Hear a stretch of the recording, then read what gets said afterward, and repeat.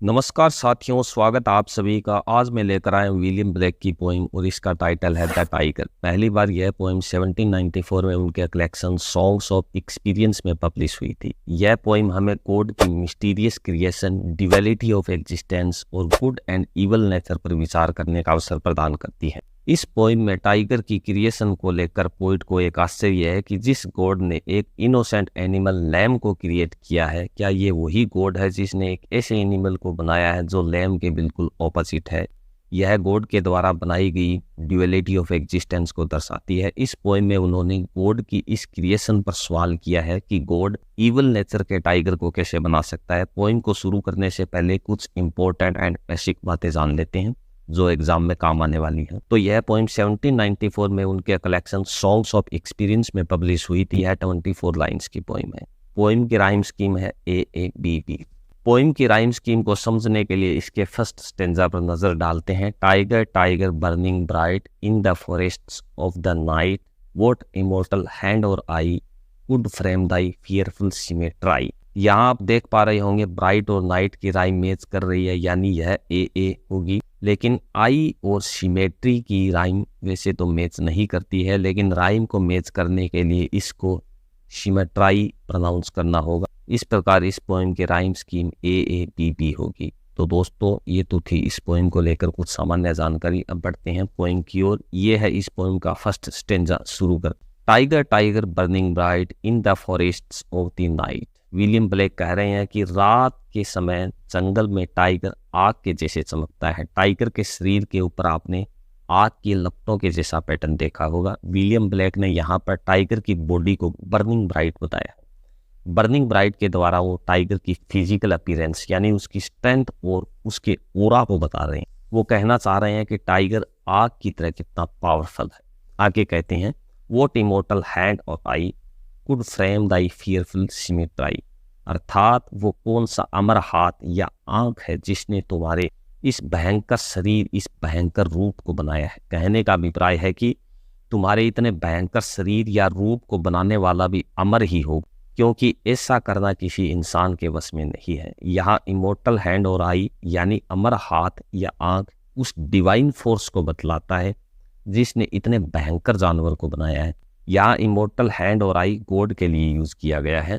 इस लाइन में फ्रेम का मतलब निर्माण करने, बनाने से है, और सिमेट्री का मतलब शरीर या टाइगर के रूप से है। आगे कहते हैं, in what distant deeps or skies burned the fire of thine eyes. अर्थात पोइट यहाँ पर आश्चर्य से भरा हुआ प्रश्न करता है और कहता है कि तुम्हारी आंखों में ये जो आग जल रही है, ये जमीन की कितनी गहराई से या कितने दूर आसमान से लाई गई हो। पोइट को लगता है कि जो आग टाइगर की आंखों में दिखाई देती है, वैसी आग या तो गहरी जमीन के अंदर होती है या फिर दूर आसमान में जल रहे सूरज की हो सकती है। पोइट के समझ में इससे बड़ा सोर्स तो कोई और है भी नहीं। यहाँ इन लाइंस के माध्यम से पोइट अपने आश्चर्य को प्रकट कर रहा है। पोइट को आश्चर्य है कि जो ज्वाला टाइगर की आंखों में जलती है वो इस दुनिया की नहीं है, वो निश्चित रूप से कहीं दूर आसमान से या जमीन की गहराई से लाई गई होगी। आगे कहते हैं, on what wings dare he Aspire.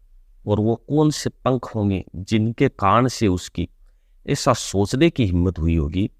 यहाँ पोइट उस डिवाइन फोर्स की डेयरिंग नेचर से सवाल कर रहा है और पोइट ने उस डिवाइन नेचर यानी गॉड को विंग्स के साथ बताया है। यहाँ इस लाइन में एस्पायर का मतलब एम्बिशन से है, गॉड की एम्बिशन से। What the hand dare seize the fire. और वो कौन से हाथ होंगे जिन्होंने इस आग को पकड़ने की हिम्मत की होगी। यहाँ इस लाइन में सीज द फायर के द्वारा पोइट यह बताना चाहते हैं कि टाइगर को बनाने के बारे में सोचना या चाहना आग को पकड़ने जैसा कार्य है। यह कोई आसान कार्य नहीं है।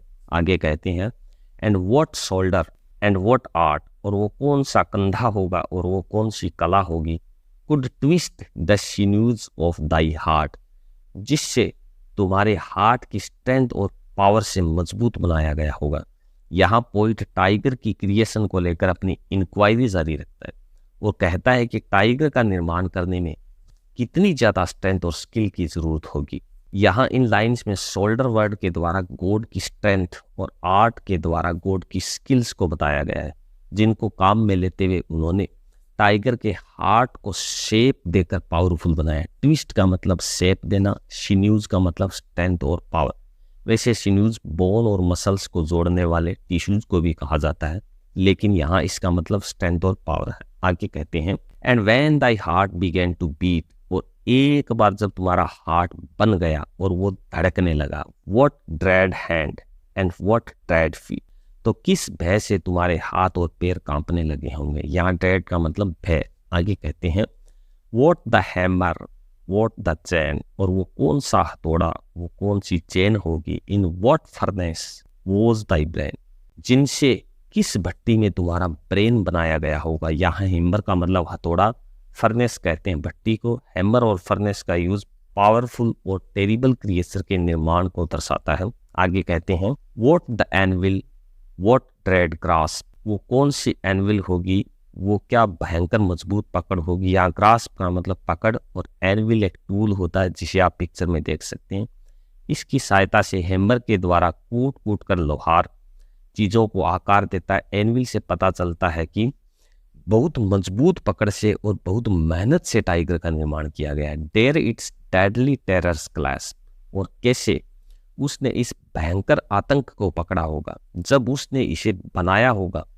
यहाँ क्लैश का मतलब पकड़ना। आगे कहते हैं when the stars threw down their spears, अर्थात जब सितारों ने अपने स्पीयर्स नीचे डाले होंगे। स्पीयर कहते हैं भाले को। And watered heaven with their tears, और हेवन को अपने आंसुओं से भर दिया गया होगा जब उसने टाइगर को बनाया था। यहाँ पोइट ने सिंबॉलिक इमेज क्रिएट की। वो कहना चाहते हैं कि जब गॉड ने टाइगर को बनाया था तब हेवन और आकाश में यह घटना हुई थी, और जब एक बार गॉड ने टाइगर का निर्माण पूरा कर लिया फिर क्या हुआ जानते हैं। Did he smile his work to see, क्या वो अपने इस काम को देखकर मुस्कुराया हो। Did he who made the lamb make thee, क्या तुम्हें बनाने वाला भी वही है जिसने लैम्ब को बनाया था। यहाँ पोइट गॉड की ड्यूअलिटी को दर्शाता है, और वो कहना चाह रहे हैं कि गॉड एक तरफ तो लैम्ब को क्रिएट करता है जो इनोसेंस का सिंबल है, इसके विपरीत टाइगर को क्रिएट करता है जो एक्सपीरियंस का सिंबल है।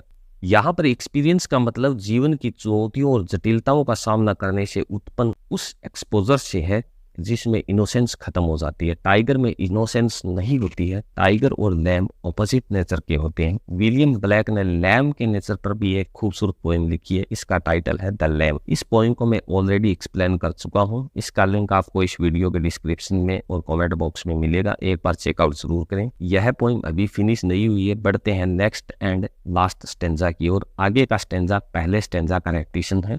Tiger, tiger, burning bright in the forests of the night, what immortal hand or eye, there frame thy fearful symmetry। यहाँ पोइट फर्स्ट स्टेंजा को रिपीट करते हुए कहते हैं टाइगर रात के समय जंगल में एक चमकदार ज्वाला के जैसे दिखता है। कोई डिवाइन फोर्स ही है जिसने इसके भयानक रूप को बनाया होगा। तो दोस्तों ये थी विलियम ब्लेक की पोएम द टाइगर। इसकी counter part poem the lamb को देखने के लिए या समझने के लिए कमेंट बॉक्स और डिस्क्रिप्शन बॉक्स चेक करें, आपको एक लिंक मिलेगा। अगर वीडियो में कुछ नया जानने को मिला हो तो लाइक करें, अपने फ्रेंड्स के साथ शेयर करें और चैनल को सब्सक्राइब करें। कमेंट बॉक्स पे अपना फीडबैक दें। मिलते हैं नेक्स्ट वीडियो में। Thanks for watching.